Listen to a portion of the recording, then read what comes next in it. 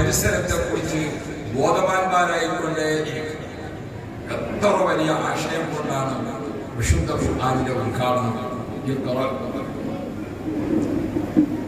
ആ ഉദ്ഘാടനം നാം ശ്രദ്ധിക്കണം.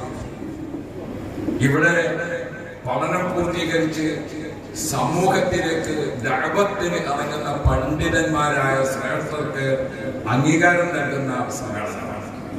ബഹുമാനപ്പെട്ട സയ്യിദ് അവരുടെ ഷറഫാക്കപ്പെട്ട കരങ്ങളിൽ നിന്ന് സനദ് വാങ്ങാൻ കാത്തിരിക്കുന്ന നമ്മുടെ പണ്ഡിതന്മാർ, അവരെ ആദരിച്ചുകൊണ്ടും ബഹുമാനിച്ചുകൊണ്ടും ഈ സഭയിൽ എത്തിച്ചേർന്നിരിക്കുന്ന മുഴുവൻ ആളുകളും ഓർക്കുക.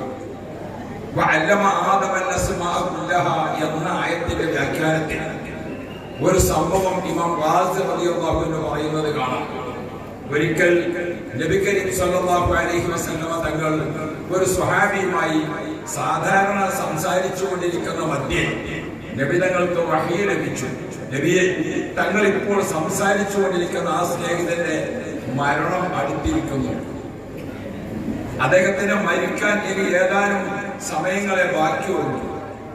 അപ്പൊ നബി സല്ലല്ലാഹു അലൈഹി വസല്ലം നിങ്ങൾ ഉടനെ അദ്ദേഹത്തെ വിളിച്ചുകൊണ്ട് ആ വിവരം അറിയിക്കുകയാണ്. നമ്മളൊക്കെ ആണെങ്കിൽ എത്ര പ്രായമുള്ള ആൾക്ക് രോഗമായാലും നമ്മൾ ചിലപ്പോഴൊക്കെ പറയും രോഗത്തിന്റെ വിവരം അയാൾ അറിയിച്ചിട്ടില്ല.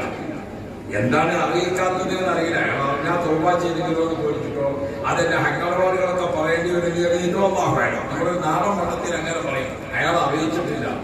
റസൂൽ സല്ലല്ലാഹു അലൈഹി വസല്ലം തങ്ങളോട് വഹി അറിയിച്ചു, തങ്ങളിപ്പോ സംസാരിച്ചുകൊണ്ടിരിക്കുന്ന ആൾ മരണം അടുത്തിരിക്കുന്നു. നബി സല്ലല്ലാഹു അലൈഹി വസല്ലം തങ്ങൾ അദ്ദേഹത്തെ വിളിച്ചുകൊണ്ട് പറഞ്ഞു, നിങ്ങളുടെ അവധി എത്തിയിട്ടുണ്ട്, നിങ്ങൾക്ക് ഇനി ഭൂമിയിൽ മണിക്കൂറുകളെ ബാക്കിയുള്ളൂ എന്നെനിക്ക് വഹി കിട്ടിയിരിക്കുന്നു.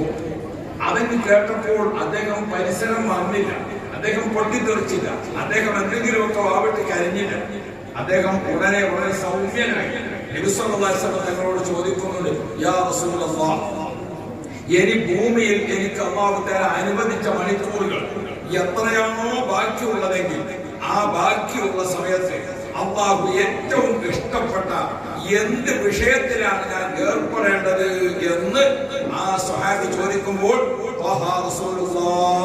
നിങ്ങളുടെ മറുപടി അൽ ഇൽമ, നിങ്ങൾ ബന്ധപ്പെടേണ്ടത് ഇൽമുമായിട്ടാണ് എന്ന് തഫ്സീർ റാസിയിൽ നമുക്ക് കാണാൻ വേണ്ടി പറ്റും. ഓ മുത്തുമുഅ്മിനുകളെ,